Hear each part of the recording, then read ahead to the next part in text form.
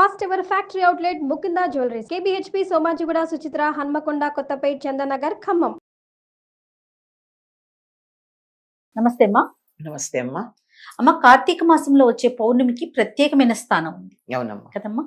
ఆ రోజు యొక్క అంటే మనం 365 ఒత్తులు కూడా వెలిగించుకుంటాం ఆ రోజే. ఈ రోజు ఏం చేయాలమ్మా? దీన్ని త్రిపురి పూర్ణిమని కూడా అంటారు.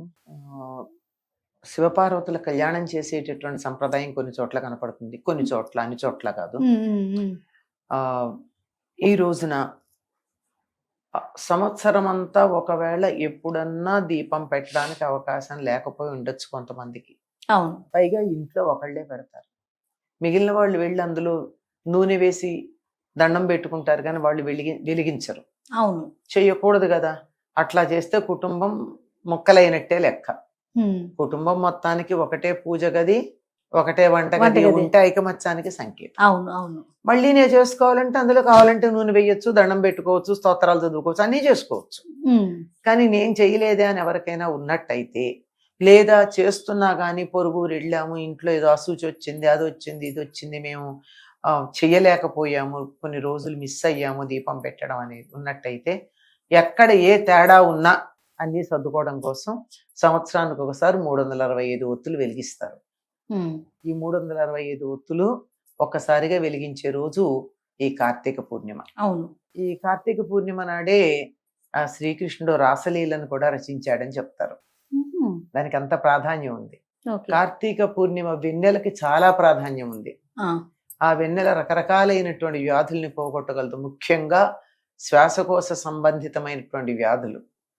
అందుకని వీలైనంత వరకు రాత్రిపూట వెన్నెల్లో చేసేటటువంటి విహారాలు, తర్వాత వెన్నెల్లో చేసేటటువంటి కొన్ని విందులు, వెన్నెల విందులు అవి చూసుకుంటూ ఉంటారే, అలాంటివన్నీ కార్తీక పూర్ణిమ నాటి రాత్రే చూసుకుంటారు. వీలైనంత వెన్నెల్లో మనం ఉండడం అవసరం అదనమాట. పైగా అనేకమైన ఆయుర్వేద మందులు కార్తీక పూర్ణిమ అప్పుడు వెన్నెల్లో పెడతారు బయట. అసలు కార్తీక మాసం అంతా పెడతారు, వెన్నెలు ఉన్నంతసేపు. పూర్ణిమ నాడు మొత్తం ఉంటుంది కనుక మొత్తం పెట్టను. ఇవన్నీ అంత ప్రత్యేకమైనటువంటి లక్షణాలు కలిగినటువంటిది కార్తీక పూర్ణిమ. అందుకే ఈ వంకన గోపికలందరినీ వెన్నెల్లో ఉంచడానికి ఆయన రాసలీల రచించాడు ఆ రోజు. కార్తీక మాసం పౌర్ణమి రోజు, పౌర్ణమి నాడు. అటువంటి ఈ కార్తీక పూర్ణిమ నాడు మనం ఇన్నాళ్ళు ఎక్కడన్నా మిస్ అయ్యామేమో ఒకటోరా అనుకున్నప్పుడు తులసి దగ్గర దీపాలు వెలిగించుకుంటాం. 365 ఒత్తులు వేసినటువంటి దీపాలు.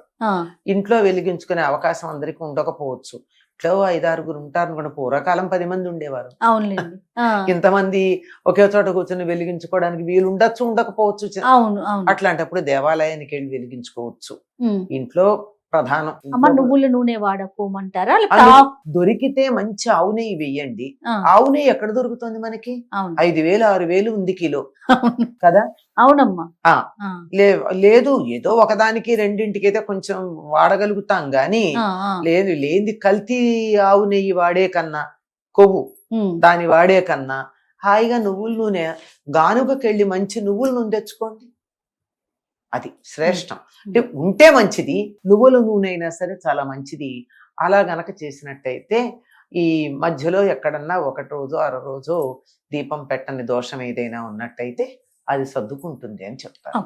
ఇప్పుడు మనమే స్త్రీలమే వెళ్ళి గుళ్ళో గానీ మీరు అన్నట్టు తులసి కోట దగ్గర గానీ వెలిగిస్తాము. కొంతమంది చెప్తుంటే విన్నానమ్మా, భర్త పేరు మీద కూడా అంటే మన యొక్క 365 వారి కూడా ఒక 365 కలిపి పెట్టాలి అని అట్లా. చాదస్తానికి అంతు పంతు లేదమ్మా. నా ఒకళ్ళు అడిగితే నాకు కూడా కొంచెం నిమిషం ఆలోచించాను. అడగల, నన్ను అడిగింది వేరేది. ఏమిటంటే రోజు 2 ఒత్తులు వేస్తాం కదమ్మా దీపానికి. 365 రోజులకి 365 × 2 700 ఒత్తులు పెట్టాలి, 730 ఒత్తులు పెట్టాలేమో అని అడిగారు. ఇది కూడా మాకు తట్టలేదమ్మా, నాకంత తెలివి లేదన్నా. మరి అప్పుడు సాయంకాలం కూడా పెట్టకపోతే దానికి ఇంకో డబల్ వేసుకోవాలి కదా. 7 అయిపోతున్నాయి. 730 మొత్తం అంతా దీపంతో పెట్టాడు. అంటే ఇంకా చాదస్తం అన్నది ఏ స్థాయికి వెళ్ళిపోతుందంటే అతి తెలివి ఎక్కువైపోతుంది. అంతకన్నా ఇంకేం లేదు. అంతే అదే అయినా ఇంకోటి, భార్య తరఫున భర్త పెట్టచ్చేమో కానీ భర్త తరఫున భార్య ఎక్కడ పెడుతుందమ్మా? ఆయన చేస్తే పుణ్యం ఈవిడికి కూడా వస్తుంది, అవును ఈవిడ చేస్తే ఆయనకి వెళ్ళదు అని చెప్పినప్పుడు ఆయన కోసం ఈవిడ వెళ్ళి దీపాలు 365 ఒత్తులు వేయడం ఏంటి?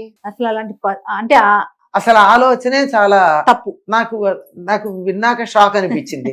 అది డబల్ వేయాలని చెప్పిందే నాకు షాక్ అయితే, నాకు వెంటనే ఏం తట్టిందంటే పొద్దునవి సాయంకాలంవి కూడా ఉంటాయి కదా అని అనిపించింది. అది ఇప్పుడు నేను అడిగిన ప్రశ్న మరి ఇంకా డబల్ అనిపించింది. అంటే ఉన్న ఒత్తులన్నీ తీసుకొచ్చి అడగటం కూడా కాదమ్మా, నేను చూశాను ప్రత్యక్షంగా. తమకి తమ భర్తకి కూడా కలిపి 365 ప్లస్ 365 కలిపి పిల్లలకి. మరి పిల్లల దాకా ఇంకా నేను చూడలేదమ్మా. అది కూడా ఇలా పెట్టుకుంటే అలాగే ఉంది. ఇంట్లో దీపం ఎంతమంది పెడుతున్నాం? ఒకటే పెడుతున్నాం కదా. అవును అవును. ఇది మోక్షానికి సంబంధించి నిత్యకృత్యానికి సంబంధించింది కాదు కనుక ఈ కార్తీక దీపాలు ఎలాగో తులసి దగ్గర సాయంత్రం ఆడవాళ్లే పెడుతున్నారు కనుక పొద్దున కూడా తులసి దగ్గర ఆడవాళ్లే పెడతారు సాధారణంగా అంటున్నా. నిజానికి ఆ స్నానం చేసి వచ్చినటువంటి వాళ్ళు కార్తీక స్నానం ఏ గోదావరిలోనో కృష్ణలోనో మరో చోట చేసి వచ్చిన వాళ్ళు ఆ వాళ్ళు కూడా తులసి దగ్గర పెట్టుకోవచ్చు. కానీ ఎందుకో తులసి దగ్గర పెట్టడం ఆడవాళ్ళకి అప్పచెప్తారు. అలా అలవాటు అయిపోయింది. అది మగవాళ్ళు పెడితే ఇంతగా కూడా అనిపించే పరిస్థితి వచ్చింది. అలా అలవాటు చేసేసి. అవును అలా అయితే అమ్మాయి, మనము కార్తీక మాసంలో నదీ స్నానం గాని చెరువులో గాని అట్లా స్నానాలు చేస్తాం కదా. ప్రజెంట్ ఇప్పుడున్న అవకాశాన్ని బట్టి మనకి అంత వీలు లేదమ్మా. ఇంట్లోనే స్నానం చేసేటప్పుడు ఏదన్నా ఏదైనా పట్టించుకొని స్నానం చేయాలమ్మా. గంగే అంటే గంగలో స్నానం చేసినట్టే. ఏం చేయాలంటే మనం దేంట్లో నీళ్లు ఉంటాయి, ఆ నీళ్ళని చేత్తో ఇలా 3 సార్లు ఇలా తిప్పితే కదులుతాయి.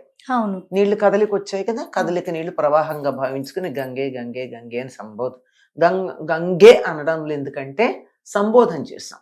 గంగా అంటే మామూలుగా పేరు, ఆ పిలుపుకి గంగే అని వస్తుంది. ఆ గంగే అని 3 సార్లు అంటే గంగా నది అక్కడ అందులో చెయ్యి పెట్టి ఇలా తిప్పంటే గంగా నది అందులో ఉన్నట్టు ఆ నీటితో స్నానం చేయొచ్చు. అమ్మ, చన్నీళ్ళ స్నానం చేయాలనేసి అంటున్నారు. మరి అందరికి అవకాశం ఉంటే సరే.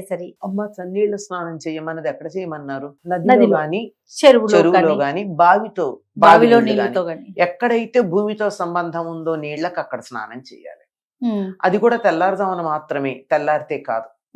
రాత్రి వరకు చీకటి ఉన్నంత వరకు నీళ్లలో వరుణుడితో పాటు అగ్నిదేవుడు ఉంటాడు కనుక నీరు వేడిగా ఉంటుంది, గోరువెచ్చగా ఉంటుంది, మన శరీరానికి మంచిది చేయమన్నారు.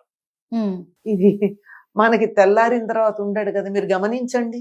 తెల్లవారుజామునేమో నదిలో నీళ్లు గోరువెచ్చగా ఉంటాయి, బయటకు వచ్చేటప్పటికల్లా పొద్దెక్కిన కొద్దీ చల్లగా అయిపోతుంది. మనం ఇంట్లో కూడా స్నానం చేయాలంటే తెల్లారుజామున ఉన్నట్టుగా పూర్తిగా తెల్లారాక ఉండదు కదా. అవును, అంచేత ఆ విధంగా చేయడం అన్నదే సరైనటువంటిది. ఒకవేళ మనకి నది నీళ్లు లేవు, ఒకవేళ కాదు ఉన్నాయా, భాగ్యనగరంలో వాటికి ఎక్కడ దొరుకుతాయి? మనం ఓవర్ హెడ్ ట్యాంక్ లో పట్టిన నీళ్లే ఉంటాయి. అవి మంచుతో చల్లగా అయిపోతాయి, ఐస్ లాగా ఉంటాయి కదా. అటువంటి నీళ్లతో స్నానం చేయకూడదు. ఎటువంటి నీళ్లతో స్నానం చేయాలంటే నది నీళ్ళు ఎంత వేడిగా ఉంటాయో అంత వేడిగా చేయాలి, అంటే గోరువెచ్చగా. ఈ నీళ్ళన్నీ మనం బకెట్లో పట్టుకున్న తర్వాత 1-2 మగ్గుల నీళ్లు కాచి, ఆ కాచుకున్న నీళ్ళు ఇందులో కలిపి సరిగ్గా నది నీళ్ళు ఎంత వేడిగా ఉంటాయి గోరువెచ్చగానే చేయడం మంచిది. చల్లని నీళ్లతో చేయడం మంచిది కాదు. గోరువెచ్చని నీళ్లతో చేయడం ఎందుకంటే లోపల ఉన్నటువంటి రక్తనాళాలు గడ్డ కట్టిపోకుండా, అవి పెళుసెక్కకుండా, బయట ఉన్న చలికి ఇప్పటిదాకా రగ్గు కప్పుకొని ఉండే లోపల ఉండేటటువంటి వేడికి సమన్వయం చేయడానికి గోరువెచ్చనీళ్ళతో స్నానం చేయమన్నారు. అది ప్రధానం. అంతే తప్ప మంచు లాంటి దాంతో చేయమని. నమస్తే.